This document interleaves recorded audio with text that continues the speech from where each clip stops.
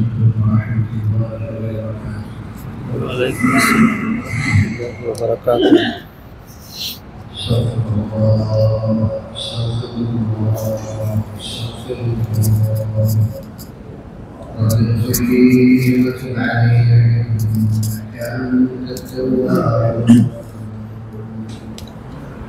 رب اشرح لي صدري ويسر لي أمري واحلل عقدة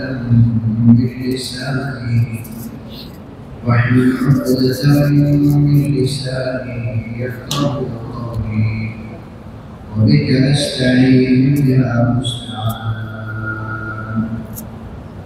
الحمد لله نحمده ونستعينه ونستغفره ونؤمن به ونتوكل عليه ونعوذ بالله من شرور أنفسنا ومن سيئات أعمالنا. من يهده الله فلا مضل له ومن يضلله فلا هادي له. ونشهد أن لا إله إلا الله وحده لا شريك له. ونشهد أن سيدنا ونبينا وشفيعنا وحبيبنا ومولانا محمدا عبده ورسوله. أرسله بالحق بشيرا ونذيرا وداعيا إلى الله بإذنه وسراجا منيرا. أما بعد فأعوذ بالله من الشيطان الرجيم. بسم الله الرحمن الرحيم. فمن يعمل مثقال ذرة خيرا يره فمن يعمل مثقال ذرة خيرا يره ومن يعمل مثقال ذرة شرا يره.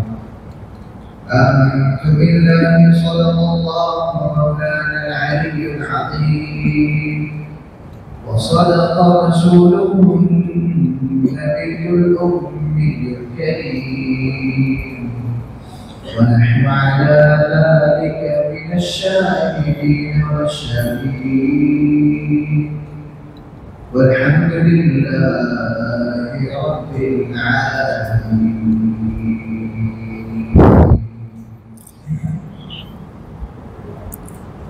উপস্থিত মুসলিম মুহতারাম সামিঈন প্রিয় ভাই ও বোনেরা, আল্লাহ পাক রব্বুল আলামিনের অশেষ মেহেরবানি অসংখ্য শুকরিয়া যিনি আমাদেরকে মাঠে নির্ধারিত সময়ের আগে মসজিদে হাজির হওয়ার তৌফিক দান করেছেন। আলহামদুলিল্লাহ। আল্লাহ পাক রব্বুল আলামিন আমাদের প্রত্যেককে জীবনের প্রত্যেকটি মুহূর্তে আল্লাহ পাকের চাহিদা বুঝে নিজের জীবনকে নিজের চাহিদা মতো নয় বরং আল্লাহ পাকের চাহিদা মতো পরিচালনা করার তৌফিক দান করুন। আমার চাওয়া একরকম হতে পারে, আল্লাহ পাক রব্বুল আলামিনের চাওয়া একরকম হতে পারে। ইলম অর্জন করা, ফরজ পরিমাণ জ্ঞান অর্জন করা জরুরি, অব্লিগেটরি। নিজের চাহিদাকে আল্লাহর চাহিদার অনুযায়ী করার জন্য, নিজের ডিজায়ারকে আল্লাহর ডিজায়ারের অনুযায়ী করার জন্য এজন্য জ্ঞান দরকার। যদি আল্লাহর ডিজায়ার জানা না থাকে তাহলে ওই মানুষকে পশুর চেয়ে নিকৃষ্ট বলা হচ্ছে। কারণ পশুর মধ্যে সর্বোচ্চ পর্যায়ের ভালো মন্দের মাঝে তফাৎ করা, পার্থক্য করার যোগ্যতা আল্লাহ দেন নাই। কিন্তু মানুষকে আল্লাহ পাক রব্বুল আলামিন বিবেক দিয়েছেন, তাকে বিভিন্ন প্রকার ক্ষমতা দিয়েছেন, চিন্তা শক্তি দিয়েছেন। এসব কিছু থাকার পরও যদি সে নিজের ইচ্ছাকে, নিজের চাহিদাকে আল্লাহর চাহিদার অনুগামী করতে না পারে, তাহলে সে মানুষ কিন্তু পশুর চেয়ে নিকৃষ্ট। উলাইকা কাল আনআম বাল হুম আদাল। কোরআনে মাজিদ আল্লাহ পাক বলেছেন, যারা শুনেও শুনে না, দেখেও দেখে না, মন থাকা সত্ত্বেও ভাবে না, অর্থাৎ একটা মানুষের চিন্তাকে আল্লাহর চাহিদার অনুগামী করার জন্য যে যে মাধ্যমে আল্লাহ পাক তাকে মেসেজ দিবেন, ওই মাধ্যমগুলো তার আছে, কিন্তু তার ঘুম ভাঙছে না, সে জেগেও ঘুমিয়ে আছে। আল্লাহ পাক বলেন, উলাইকা কাল আনআম, এরা হলো চতুষ্প জন্তু, বাল হুম আদাল, বরং ওর চেয়ে বেশি নিকৃষ্ট। আল্লাহ পাক আমাদেরকে এই নিয়ামতগুলো প্রত্যেককেই দিয়েছেন, এটাকে যথাযথভাবে কাজে লাগানোর তৌফিক দান করুন। আমিন। নিজের চাহিদাকে আল্লাহর চাহিদার অনুগামী করার তৌফিক দান করেন। মাওলানা মুফতি তকির হোসেন সাহেবের একটা কবিতা আছে, কবিতাটার সারমর্ম হলো যে मोहब्बत क्या है, दिल का दर्द से मामूर हो जाना, मताए जान किसी से सौंप कर मजबूर हो जाना। मोहब्बत की ভালোবাসা কি ভালোবাসা এটা যে আমার অন্তরটা যাকে আমি ভালোবাসি তার মহব্বতে আমার অন্তর ব্যাকুল হয়ে যায়। আর আমি যাকে মহব্বত করি তার হাতে আমি আমার সব কিছু বিলিয়ে দিয়ে আমি তার বাধ্য হয়ে যাব, তাকে যা বলবেন। পৃথিবীতে একমাত্র সত্তা আছে যাকে মহব্বত করে কেউ ঠকে নেই। কে? আল্লাহ। এরকম অনেক পুরুষ পাওয়া যাবে যারা নিজেদের স্ত্রীকে মহব্বত করেছে, ভাইয়ের মহব্বত করে গাড়ি লিখে দিয়েছে, বেচারার কাছে কিছুই নাই। এন্ড অফ দি ডে ওই মহিলাটাকে সালাম দিয়ে দিয়েছে, আমি এরকম ব্যক্তিকে চিনি, উত্তরাতে চাইনিজ হোস্টেলে থাকে, চাইনিজদের হোস্টেল আছে, বিল্ডিং আছে, বিল্ডিং এর বাইরে চাইনিজ এলাকা, একটা হোস্টেল আছে উত্তরাতে 56 সেক্টরে। আমার সাথে একসাথে এতে কাজ করছে, গার্মেন্টস লাইনে ব্যবসা ছিল, লালমাটিয়া সহ কয়েক জায়গায় 3-4টা ফ্ল্যাট আছে, এবং অতিরিক্ত মহব্বতের চলে সবগুলো ফ্ল্যাট বিল্ডিং নামে গেছে। তার বিবি বলে দিয়েছে, আমি যেভাবে চলবো এইভাবে যে পছন্দ চলবো না, তোমার রাস্তা পাবো নাহলে তুমি তোমার রাস্তা পাবো। বেচারা নিজের রাস্তা পাবতে বাধ্য হয়েছে। আমাকে বলে, হুজুর এই বয়সে কি আবার নতুন করে দুনিয়া সাজানোর মনে আসে? জীবনটাকে ক্ষয় করে দিয়ে কয়েকটা সম্পদ করলাম, আর এমনই ভালোবাসলাম। ইনকাম কত এই লোকের?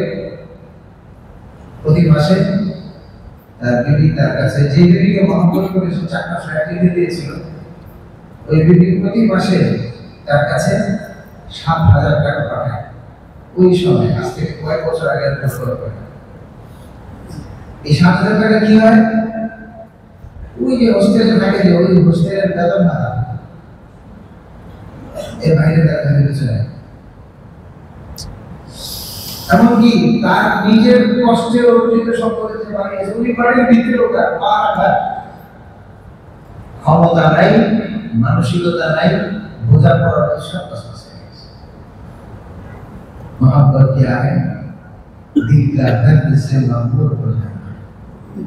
এটা মানুষের কি বলবে এটাকে, হিউম্যান দুর্বলতা, উইকনেস। মানুষ যাকে মহব্বত করে তার কাছে নিজের সব কিছু দিয়ে সব খুলে দেয়, তার কোনো ভেদ নাই। মহব্বতের লোকের কাছে কোনো রহস্য নাই, সব খুলে দেয়। এরকম কোনো দৃষ্টান্ত কেউ জাগাইতে পারবে না যে আমি আল্লাহকে মহব্বত করে সব খুলে দিয়েছি আর আল্লাহ আমাকে ঠকিয়ে দিয়েছেন। এজন্য আল্লাহর সাথে আসল মহব্বত প্রত্যেকের তৈরি করা দরকার।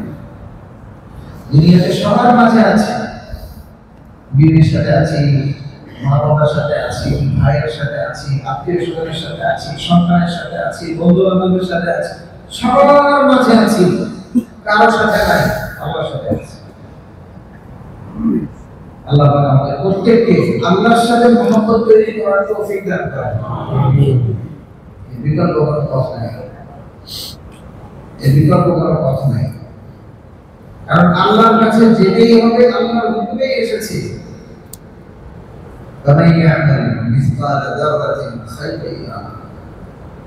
প্রসিদ্ধ সূরা, প্রসিদ্ধ আয়াত, আপনারা অনেকেই এই আয়াতের অনুবাদ জানেন।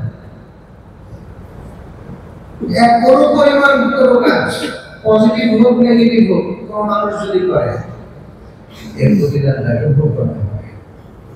ভালো হইলেও ওর প্রতিদান তাকে ভোগ করতে হবে, খারাপ হইলেও ওর প্রতিদান তাকে ভোগ করতে হবে। এই জন্য এটা আল্লাহ রাব্বুল আলামিনের সুন্নাহ। আমরা কয়েক সপ্তাহ যাবত আল্লাহ পৃথিবী পরিচালনার অমোঘ কিছু বিধান নিয়ে আলোচনা করছি, সিস্টেম। এই পৃথিবীতে আল্লাহ পাকের কোনো আত্মীয় নাই, কোনো সন্তান নাই, কোনো ভাই বোন নাই, কোনো কিছু নাই, কোনো স্ত্রী নাই, কোনো কিছু নাই। আল্লাহর পর্দায় যার পর্দা মিলবে আল্লাহ পাক তাকে অনার করবেন। আল্লাহর পর্দায় যার পর্দা মিলবে না, যে জায়গায় হোক না কেন, যে বর্ডারে হোক না কেন, তার সাথে আল্লাহ কোনো লেনা দেনা নেই। হাদিসে পাকের মধ্যে ইরশাদ হচ্ছে, মান বাত্তা বিহি আমালুহু লাম ইউসরি বিহি নাসাবুহু, যার আমল তাকে পিছনে ফেলে দেবে, তার বংশ পরিচয় তাকে আগে বাড়াতে পারবে না। যার কর্ম তাকে পিছনে ফেলে দেবে, যার কর্ম তাকে পিছনে ফেলে দেবে, সে তার আমল, তার বংশ পরিচয় দিয়ে কখনো সে আগে বাড়তে পারবে না। যে হে আল্লাহ, আমি তো হাশিমি ছিলাম, আমি তো সৈয়দ ছিলাম, আমি তো সম্পদশালী ছিলাম, আমি তো চৌধুরী ছিলাম। চৌধুরী দিয়ে কোনো কাজ হবে না। চৌধুরী তো দুনিয়ার পরিচয় একজন। আল্লাহর কাছে হিসাব হবে তাকওয়া, আল্লাহর কাছে হিসাব হবে আল্লাহর সিস্টেমে।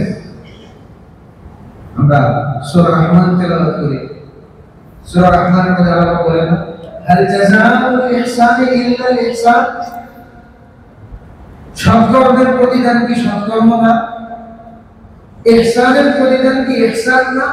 আমাদের পক্ষ থেকে ইহসান হচ্ছে আমরা সৎকর্মশীল হব, আল্লাহ পাকের পক্ষ থেকে ইহসান হচ্ছে আল্লাহ আমাদেরকে মাফ করে জান্নাত দিয়ে দিবেন।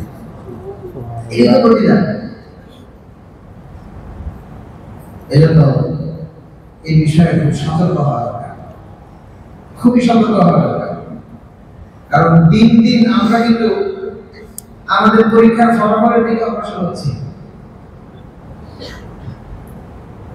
স্কুলের পরীক্ষা, ভার্সিটির পরীক্ষা, বিভিন্ন জায়গায় যে মানুষ পরীক্ষা দেয়, পরীক্ষার একটা সময় নির্ধারণ করা থাকে।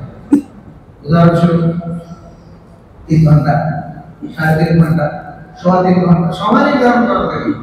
সময় শেষ, খাতা নিয়ে নেওয়া হবে। আমরা যে পরীক্ষার মধ্যে আছি, এই পরীক্ষার কখন যে কার খাতা নেওয়া হবে কেউ জানে না, কখন যে কার খাতা নেওয়া হবে কেউ জানে না। আমরা সূরা ফাতিহা পড়ি, আলহামদুলিল্লাহি রাব্বিল আলামিন, আর রহমানির রহিম, এরপরে কি মালিকি ইয়াউমিদ্দিন। গত বুধবারে বলছিলাম দিন শব্দের অর্থ কি? দিন শব্দের অর্থ একটা অর্থ হচ্ছে ধর্ম। আর আমরা দিন শব্দের স্বাভাবিক কোরআন আমরা যদি খুলি তাহলে দেখবো ওখানে লেখা আছে বিচার দিবসের মালিক।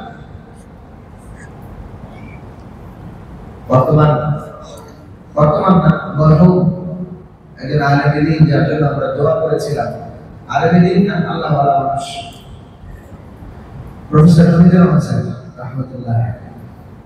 উনি এই আয়াতের অনুবাদ চমৎকার ভাবে করতেন। উনি এটা বলতেন না যে মালিক ইয়াউমিদ্দিনের অর্থ বিচার দিবসের মালিক। বিচার হচ্ছে একজনে ভালো কাজ করেছে, একজনে দুজনে মারামারি করেছে, এখন সে একজনকে সালিশ করলো, ওই সালিশ দুজনের মাঝখানে বিচার করে দেয়। আচ্ছা তুমি কি করছো, এই করছো, তুমি কি করছো, এই করছো, আচ্ছা ঠিক আছে, দুজনের মাঝখানে হিসাব করে বিচার করে দেয়। আল্লাহ পাক রব্বুল আলামিন কাল কিয়ামতের ময়দানে প্রত্যেকের হাতে তার তার আমলনামা ধরিয়ে দিয়ে বলবেন, ইকরা কিতাব, রিড ইওর বুক, তুমি তোমার বই পড়ো। কাফা বিনাফসিকা আল-ইয়াওমা আলাইকা হাসিবা, তোমার হিসাবের ব্যাপারে তুমি যথেষ্ট, তুমি পড়ো, তুমি পড়ো। আর কারো এই সাহস থাকবে না যে আল্লাহ পাকের সামনে নিজের আমলনামাগুলো ধরে বলবে, হে আল্লাহ আমার তো জান্নাত পাওয়ার কথা, আপনি আমাকে জান্নাত দিচ্ছেন না। এত মানে কি বলে হ্যাকটামি করার সুযোগ নাই আল্লাহ রাব্বুল আলামিনের সামনে। তুমি পড়ো, তুমি তোমার কথা বলো। প্রফেসর হামিদুর রহমান স্যার বলতেন, স্কুলে যখন ফলাফল বের হয়, যে কোনো পরীক্ষার যখন ফলাফল বের হয়, ওই ফলাফলের দিনকে কি বলে? Judgment day. কি বলে? Result day. রেজাল্ট ডে, যে দিনে ফলাফল বের হবে, রেজাল্ট বের হবে। মালিক ইয়াউমিদ্দিন, প্রতিফল দিবসের মালিক, যেদিন ফলাফল ঘোষণা করা হবে। তুমি তোমার দুনিয়ার পরীক্ষায় তুমি কি লিখেছো? তোমার কর্মের মাধ্যমে, তোমার দৃষ্টির মাধ্যমে, তোমার বিচরণের মাধ্যমে, তোমার লেনদেনের মাধ্যমে, তোমার উঠা বসার মাধ্যমে যে যে বীজ বপন করেছে সে সেই ফলাফল বের করবে, এর বাইরে কোনো শাসন না। যেমন কর্ম তেমন ফল। এজন্য আমার আপনার প্রত্যেকের জীবনে আল্লাহর এই সুন্নাহকে ফলো করাটা খুব জরুরি। কারণ কিয়ামতের একটা আলামত হচ্ছে, কিয়ামত যখন নিকটে চলে আসবে তখন মানুষ তার কৃতকর্মের ফলাফলকে খুব অল্প সময়ের ভিতরে রিটার্ন করবে।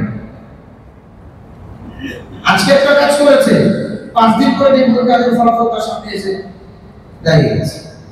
তো আল্লাহ পাক রব্বুল আলামিন দুনিয়াতে আখিরাতের চূড়ান্ত ফলাফলের আগে দুনিয়াতে মানুষের কৃতকর্মের উপর ভিত্তি করে এমন কিছু ফলাফল তার সাথে সামগ্রিকভাবে রিলেট করতে থাকে, যেটাকে সে যদি অন্তর্দৃষ্টির মাধ্যমে, জাগ্রত দৃষ্টির মাধ্যমে সে যদি এটাকে যুক্ত করতে চায়, তাহলে সে তার প্রত্যেকটা কর্মকে, তার কোনো প্রত্যেকটা ব্যর্থতাকে, তার কোনো কর্মের সাথে, অসৎ কর্মের সাথে, প্রত্যেকটা সফলতাকে সে তার কোনো নেক কাজের সাথে সে রিলেট করতে পারবে। আল্লাহ পাক আমাদের প্রত্যেককে ওই অন্তর্দৃষ্টি দিয়েছেন। কিন্তু যখন গুনাহ হয়, আল্লাহর বিরুদ্ধাচরণ হয়, শয়তানের নাফরমানিতে নিজেকে গা ভাসিয়ে দেওয়ার একটা প্রবণতা তৈরি হয়, তখন এই অন্তর্দৃষ্টিগুলো মরে যায়। যখন মানুষ এগুলো করতে করতে সম্মুখ বুকমুখ অমিয়ন হয়ে যায়, চোখ থেকেও অন্ধ হয়ে যায়, কান থেকেও বধির হয়ে যায়, সে তার চিন্তা শক্তিকে বিকল করে ফেলে, যার কারণে তার অপরাধগুলো তার সাথে তার চোখের সামনে আসে না, আর এদিকে সে ফলাফল ভোগ করতে থাকে। আমরা অনেক সময় দোয়া করি, দোয়াতে বলি যে আল্লাহ আপনি আমার বিপদকে দূর করে দেন। দোয়া চাই না, দোয়া চাই আল্লাহ আপনি আমার বিপদটাকে দূর করে দেন। কিন্তু এই দোয়াটা করা উচিত যে আল্লাহ যে অপরাধের কারণে, যে অন্যায়ের কারণে, যে নাফরমানির কারণে এই বিপদটা আমার উপর এসেছে, আল্লাহ ওই নাফরমানিটাকে চিহ্নিত করে আমাকে সংশোধন করার তৌফিক দেন। ওয়া আসাবাকুম মিন মুসিবাতিন ফাবিমা কাসাবাত আইদিকুম, কোরআনের মাঝে দেড় ঘোষণা। তোমার উপর যত মুসিবত আসবে, সমস্ত মুসিবত তোমাদের হাতের কামাই। আমার হাতের কামাই যদি মুসিবত হয়, আমি আল্লাহর কাছে কি ওই হাতের কামাইয়ের ব্যাপারে অনুতপ্ত অনুশোচনা প্রকাশ করব না? আল্লাহ আপনি আমাকে ঠিক করে দেন, আপনি আমার এই মুসিবতকে দূর করে দেন। আর মুসিবতটা আসলো যে কারণে, ওই কারণটা ঠিক করতে হবে। এজন্য পৃথিবীতে আল্লাহ পাক রব্বুল আলামিন এই সিস্টেমটাকে একেবারে আবহমান কাল থেকে এই সিস্টেম চলছে, কিয়ামত পর্যন্ত এই সিস্টেম চলবে। কেউ নেক আমল করে কেউ ঠকে নাই, কোনো বদ আমল করে কেউ জিতে নাই। মা বাবার খেদমত করে, প্রতিবেশীর খবর রেখে, অসচ্ছল মানুষের সহযোগিতা করে,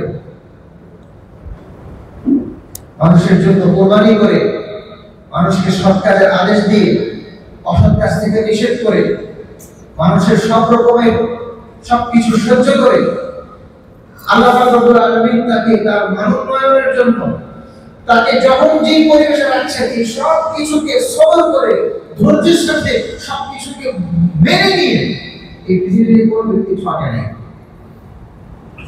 কোনো ব্যক্তি ঠকে নাই। পক্ষান্তরে বিপরীত যদি আমি চলে যাই, তাহলে দেখবো যে এক লোক কার্পণ্য করেছে, সে তার কার্পণ্যের প্রতিশোধ পাচ্ছে। লোক অহংকার করেছে, সে তার অহংকারের প্রতিশোধ পাচ্ছে। এক লোক দাম্ভিকতা দেখিয়েছে, সে তার দাম্ভিকতার প্রতিশোধ পাচ্ছে। সুদ, ঘুষ, হারাম এগুলো তো এই বিষয়ে আমরা গত সপ্তাহে আলোচনা করেছি। হিংসা করেছে, হিংসুকটা হিংসার প্রতিদান নিয়ে বেড়াচ্ছে। পরনিন্দা করেছে, পরনিন্দা করে সে তার পরনিন্দার প্রতিশোধ নিয়ে সে চলছে। অন্যায় করেছে, সে তার অন্যায়ের প্রতিশোধ সে তার ঘাড়ে নিয়ে চলছে। সে জুলুম করেছে, জুলুমের প্রতিশোধ সে তার ঘাড়ে নিয়ে চলছে। প্রত্যেকের তার কৃতকর্মের প্রতিশোধকে আল্লাহ পাক রব্বুল আলামিন তার জীবন দশায় তার কাছে পরিশোধ শুরু করে দিয়েছেন।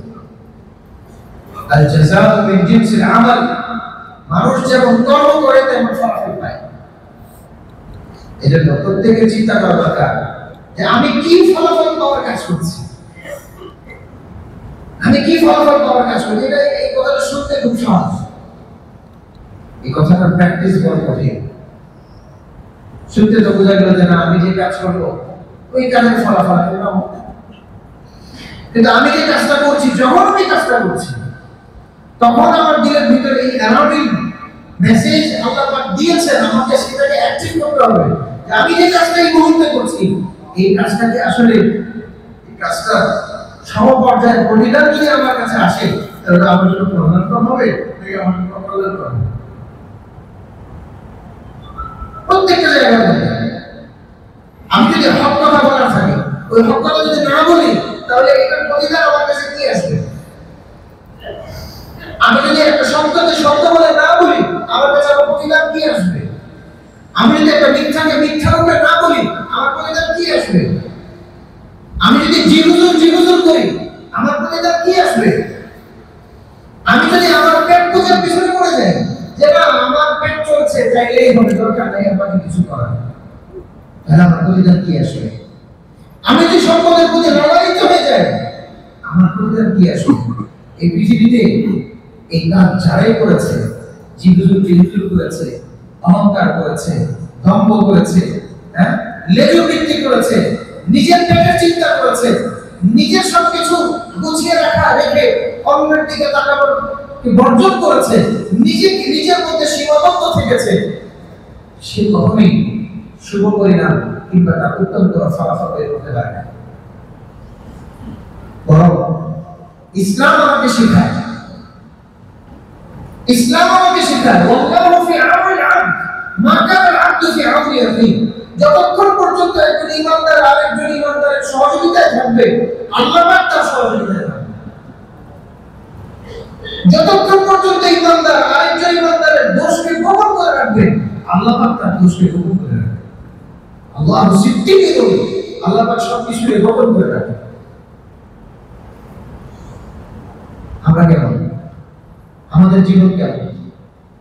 হাদিসে পাকের মধ্যে আসছে, কোন ব্যক্তি যদি কোনো মানুষের দুনিয়ার কোনো প্রয়োজনকে পূরণ করে, দুনিয়ার কোনো প্রয়োজনকে পূরণ করে, আল্লাহ পাক তার দুনিয়া এবং আখিরাতের প্রয়োজনকে পূরণ করে দেবে। কিন্তু আমাদের মননশীলতার মধ্যে, আমাদের চিন্তার মধ্যে এমন ভাবে বিজাতীয় দৃষ্টিভঙ্গিগুলো ঢুকে গেছে যে আমরা হিস পরিস্থিতিতে চলে এসেছি। ওর বাড়ি তার বলে গেছে, আমার কি হয়েছে?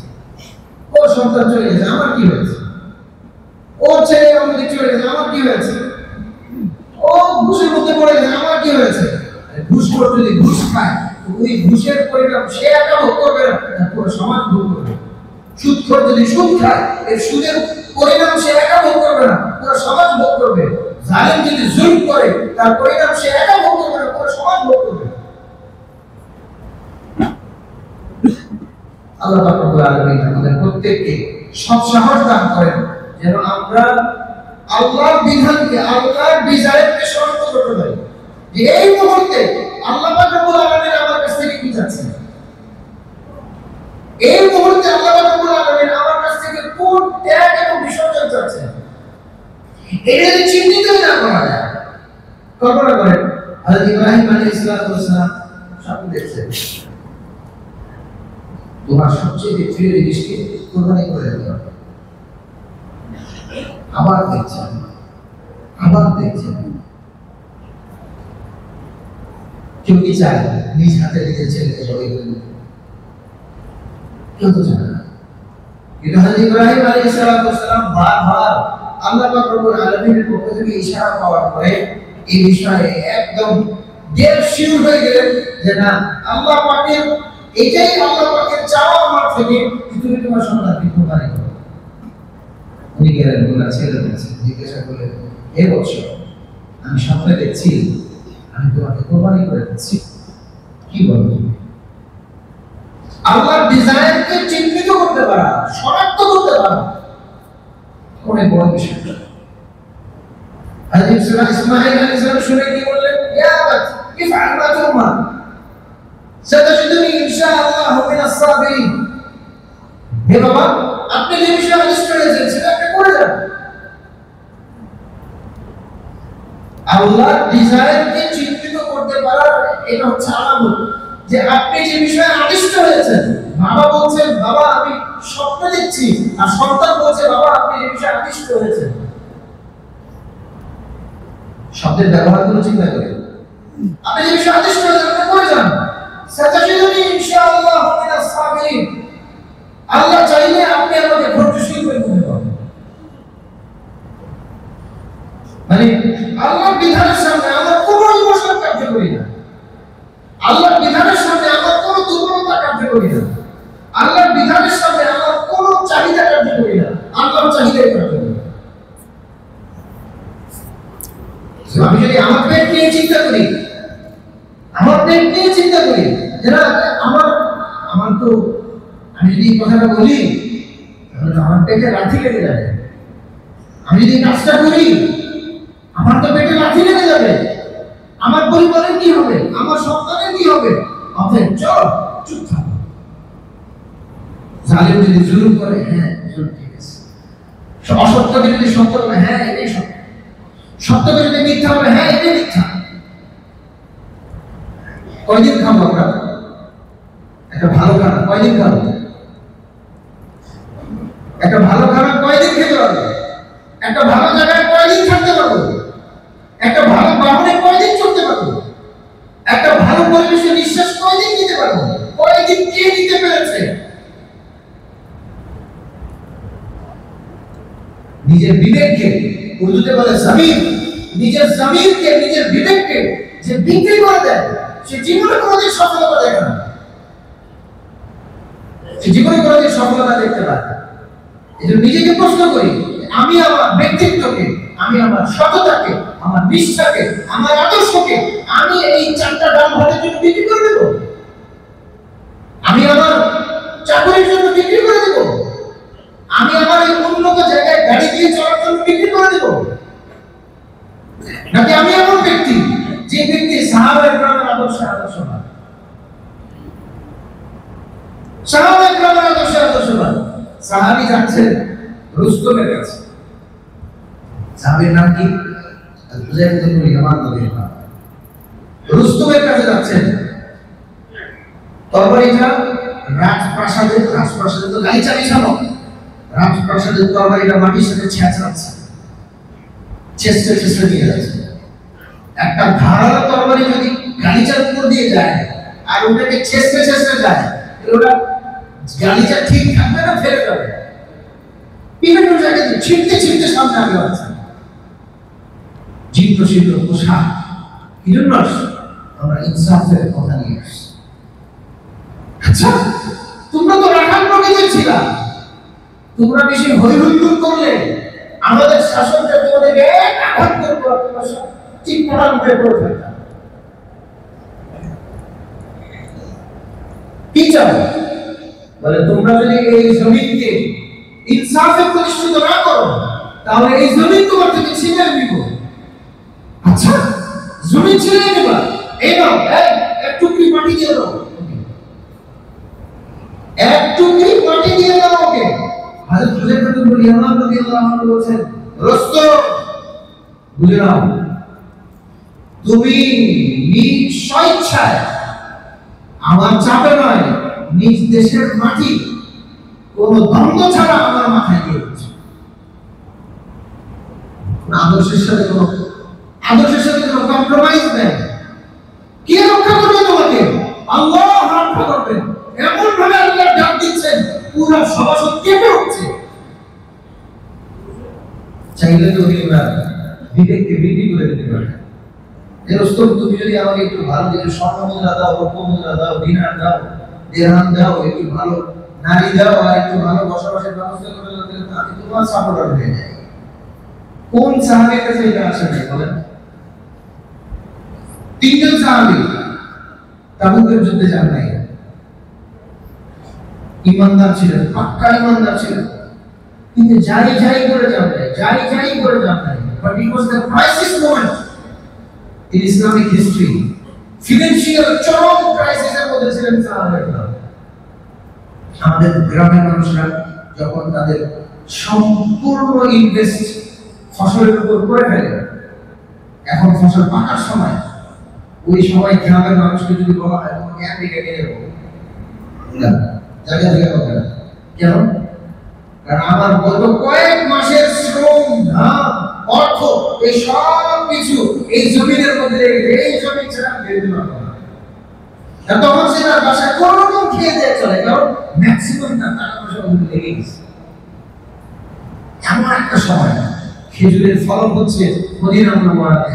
সাহাবায়ে কেরামের, আনসারী সাহাবায়ে কেরামদের যাদের বাগান আছে, সকলে যার বাগানে যার ইনভেস্ট করে রেখেছেন। এমন অবস্থা যে সাহাবায়ে কেরাম পায়ে জুতা নাই, হেঁটে যাচ্ছেন তো পা ফেটে যাচ্ছে, পায়ের নিচে চামড়ার পট্টা বাঁধতে হচ্ছে। এত ক্রাইসিস তিনজন সাহাবী জানেন। আল্লাহ রাসূলের কাছে, আল্লাহ রাসূল যখন যুদ্ধ থেকে ফেরত আসলেন, আল্লাহ রাসূলের কাছে আসছেন, সাহাবী সামনে এসে উপস্থিত হয়েছেন। আল্লাহ রাসূল ঘুরে গেছেন, কিছু বলেন না, এদিক দিয়ে এসে আমাদের রাসূল আমাদের কল্পনা করা যায় না। আমরা তো এই ভয়ে কাঁপি যে রাসূলের রওজার পাশে গিয়ে যদি সালাম দিই আর আল্লাহ রাসূলের সালামের জবাব যদি আমার জন্য না আসে, আমার চেয়ে নালায়েক, আমার চেয়ে অথর্ব, আমার চেয়ে ব্যর্থ কোনো লোক নাই। আর ওই সাহাবী রাসূলের দরবারে এসে রাসূলের উপর পূর্ণ ঈমান রেখে আল্লাহ রাসূলের সালাম দিয়েছেন, আল্লাহ রাসূল তার দিকে ভ্রুক্ষেপই করছেন। কিছু আর না, এদিক দিয়ে আসে, ওদিক দিয়ে আসে, ইয়া রাসূলুল্লাহ, আমার ভিতরে নিফাক নাই, আমার ভিতরে কোনো কিছু নাই, আমি আমার আমিত্বকে বিক্রি করি নাই, আমি আমার ব্যক্তিত্বকে বিক্রি করি নাই, আমি আমার বিবেককে বিক্রি করি নাই, আমি মুনাফিকি করি নাই। ইয়া রাসূলুল্লাহ, আমাকে কোনো কথা শুনুন। সাহাবায়ে কেরামকে আল্লাহ রাসূল বলে দিলেন, ওদের সাথে কেউ কথা বলবে না,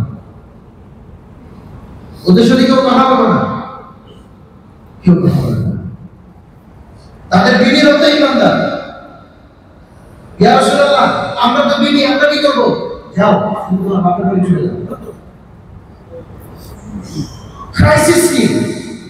মুসলমানদের ক্রাইসিস মোমেন্টে নিজের বিবেককে বিক্রি করে এখানে পিছপা হয়ে থেকেছে রাসূলুল্লাহ এবং পুরো মুসলিম কমিউনিটিতে দাঁড়িয়ে আছে।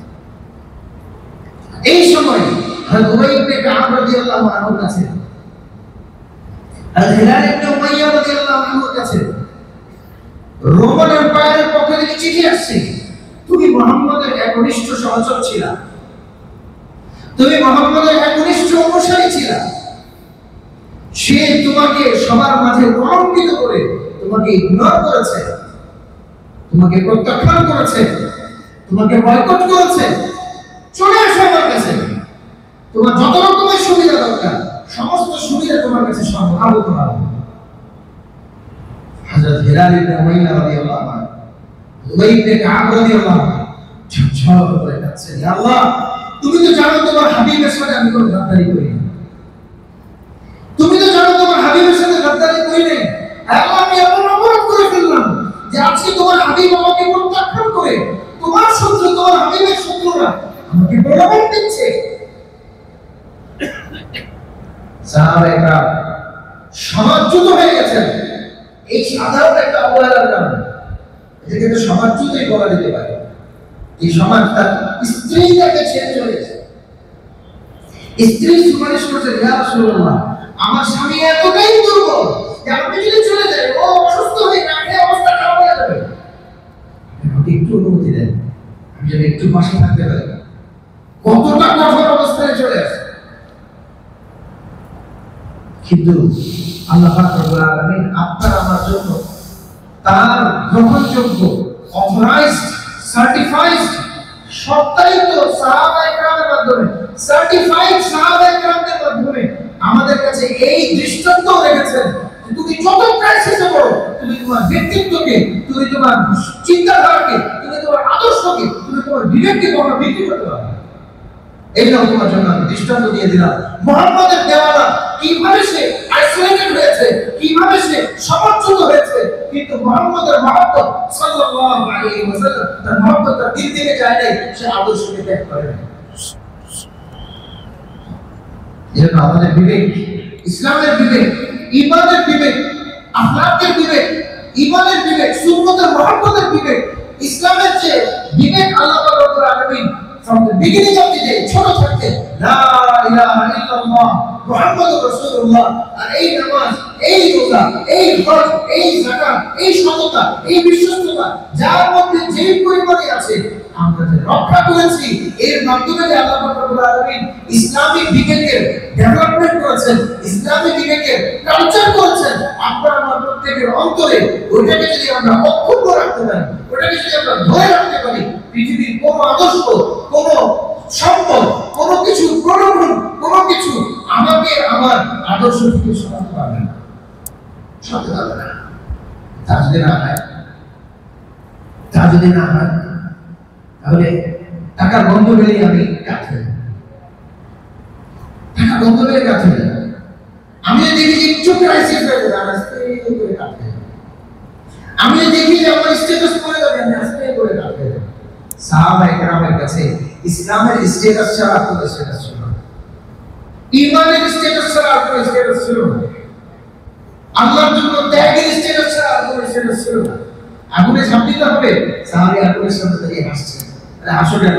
আমার যদি অনেকগুলি প্রাণ হইতো আর প্রত্যেকটা প্রাণ এই আগুনের মধ্যে ঝাঁপ দিয়ে কোরবান করে দিয়ে আল্লাহকে দেখাইতাম যে তোমার নবীর আলিত শরীয়তে আমি নিজেকে ফিট করতে গিয়ে তোমার জন্য 100 বার প্রাণ পেয়েছি, 100 প্রাণকে আমি ফুটন্ত আগুনের মধ্যে ঝাঁপ দিয়ে জ্বালাতে দিয়ে দিয়েছি।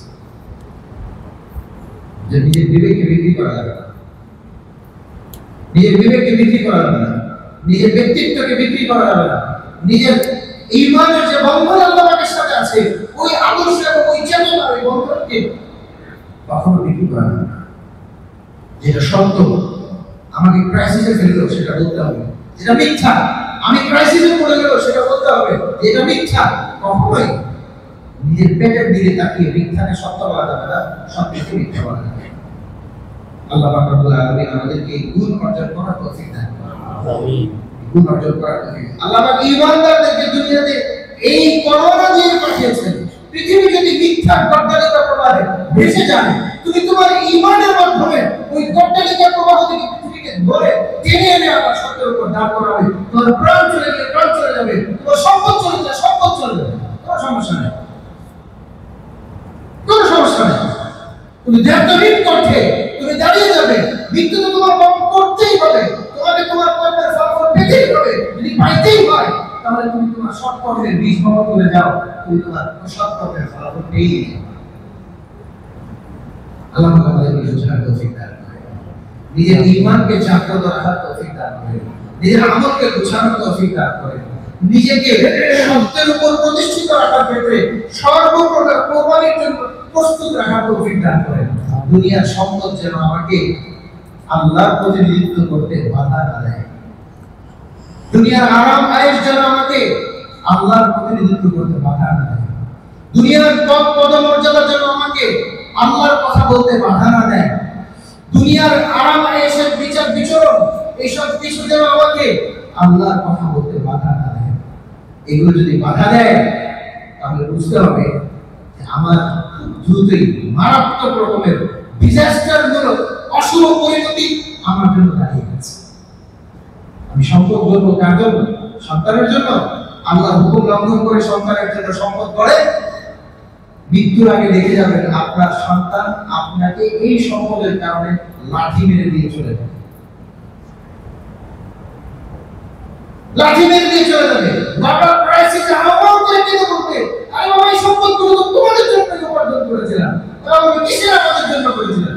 তুমি তোমার হাউস পূরণ করার জন্য করেছো। যাও যাও, ওর হোমে গিয়ে পড়ে থাকো, ওর হোমে গিয়ে পড়ে থাকো। কার জন্য সম্পদ করেছি? কার জন্য স্ট্যাটাস রক্ষা করতে গিয়ে অন্যায়ের মধ্যে পা পা দিয়েছি? কার জন্য স্ট্যাটাস রক্ষা করতে গিয়ে অন্যায়ের কথা মুখ দিয়ে বলেছি? কার জন্য স্ট্যাটাস রক্ষা করতে গিয়ে আমি আমার অন্যায় বলে কলম চালিয়েছি? তাদের জন্য চালিয়েছি। আল্লাহর হাতে করা, আল্লাহ তাদের দিলকে ঘুরিয়ে দিলে আপনার আমার সবকিছু তছনছ হয়ে যাবে।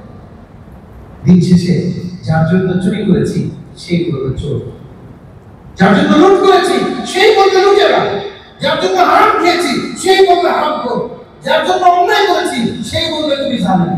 কেন? কেন?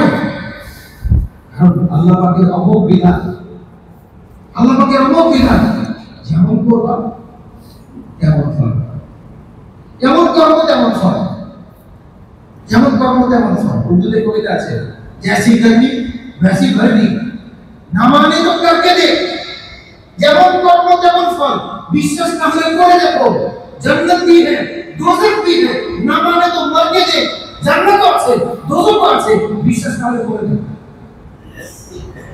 এজন্য ঈমানদারের ঈমান, ঈমানদারের ব্যক্তিত্ব, ঈমানদারের আল্লাহর সাথে সম্পর্ক, ঈমানদারের মুহাম্মদ রাসূলুল্লাহ সাল্লাল্লাহু আলাইহি ওয়াসাল্লামের সাথে ওয়াদা, আল্লাহর রাসূলের সাথে অঙ্গীকার, আল্লাহর রাসূলের উম্মত হওয়ার যে বন্ধন, এই বন্ধনের দাবি সে নিজেকে ওই আদর্শের উপর প্রতিষ্ঠিত রাখবে যে আদর্শ আল্লাহ রাব্বুল আলামিন তাকে মুহাম্মদ রাসূলুল্লাহ সাল্লাল্লাহু আলাইহি ওয়াসাল্লামের মাধ্যমে দান করেছেন। আল্লাহ পাক আমাদের সকলকে সেই আদর্শ ধরে রাখার তৌফিক দান করুন। আমিন।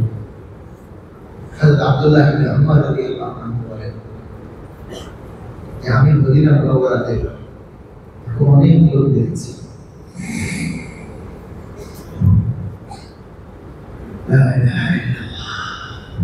বলেন যে আমি অনেক মদিনা মুনাওয়ারাতে অনেক লোক দেখেছি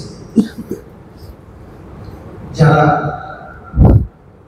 আল্লাহর যে সিস্টেম, এই সিস্টেমের পক্ষে ছিল তার ব্যক্তিগত আমলের দিকে, কিন্তু সেটা কথাবার্তার মাধ্যমে, সেটা চিন্তার মাধ্যমে এই সিস্টেমের ভেক্টরের মধ্যে পড়ে গেছে। সেই সিস্টেমকে সেটা ব্যক্তিত্বকে বিক্রি করে দিয়েছে, হিংসা করে, পরনিন্দা করে, জুলুম করে বিক্রি করে দিয়েছে। আমি দেখেছি এই লোকটা স্বচ্ছ ছিল, কিন্তু তার এই ছোট ছোট কথার কারণে, ছোট ছোট কথা, তার সে নামাজ পড়ে, সে আমল করে, সে হজ করে, সে রোজা রাখে, অনেক আমল করে, সে ক্লিন মানুষ ছিল, কিন্তু এই ধরনের দুর্বলতাগুলো থাকার কারণে তার সমাপ্তি ক্লিন হয়নি। পক্ষান্তরে আমি মদিনা মুনাওয়ারাতে অনেক লোক দেখেছি যার জীবন স্বচ্ছ ছিল না, যার জীবন স্বচ্ছ ছিল না, যার জীবনে অনেক রকমের অন্যায় ছিল, কিন্তু সে একটা পর্যায়ে এসে কারো উপর জুলুম করাকে সে পছন্দ করতো না, সে গীবত করাকে পছন্দ করতো না, সে অন্যের দোষ দেখাকে পছন্দ করতো না, সে বাস মানুষের দরকার নেই, ওই বিষয়ে কিছু বলার দরকার নেই, ওই বিষয়ে কিছু বলার দরকার নেই, এইভাবে করে সে দৃষ্টি এড়িয়ে চলেছে। আব্দুল্লাহ ইবনে ওমর রাদিয়াল্লাহু আনহু বলেন, তাদেরকে আমি তাদের জীবনের সমাপ্তিতে ঈর্ষণীয় অবস্থায় দেখেছি, ঈর্ষণীয় অবস্থায় আমি দেখেছি। এই জন্য যে জিনিসটা আরোপ করতে চাই সেটা হলো আল্লাহর যে বিধান আছে এই বিধান রক্ষা করার ক্ষেত্রে আমি সবসময় এই বিষয়টা নিজের মধ্যে রিভাইজ করবো, রিভিউ করবো প্রত্যেক দিন। আমি যে কথাটা বলছি না এই কথাটার প্রতিশোধ আসবে, আমি এই কাজটা করছি না এই কাজটার প্রতিশোধ আসবে, আমি যে জুলুমটা করছি না এই জুলুমটার প্রতিশোধ আসবে, আমি যে অন্যায় কথা বলছি না, আমি একজনকে সত্য কথা বলছি, এটার প্রতিশোধ আসবে, আমি একজনের সাথে লেনদেনে কম দিচ্ছি, এটার প্রতিশোধ আসবে, আমি যদি ঠকাচ্ছি আমার মন বলছে তাকে কম দিচ্ছি কিন্তু আমি মনে করছি আমি জিতে যাচ্ছি, আমি দিচ্ছি না, আমি কিন্তু নিজের জন্য একটা প্রতিশোধকে প্রস্তুত করছি। আল্লাহ পাক রব্বুল আলামিন আমাদের প্রত্যেককে আল্লাহর প্রতিশোধকে ভয় করার তৌফিক দান করুন। দুনিয়াতে প্রত্যেককে যার যার হক পরিশোধ করে দেওয়ার তৌফিক দান করুন। ربنا لا تؤاخذنا إن نسينا وأخطأنا وآخر دعوانا الحمد لله رب العالمين. يا رسول الله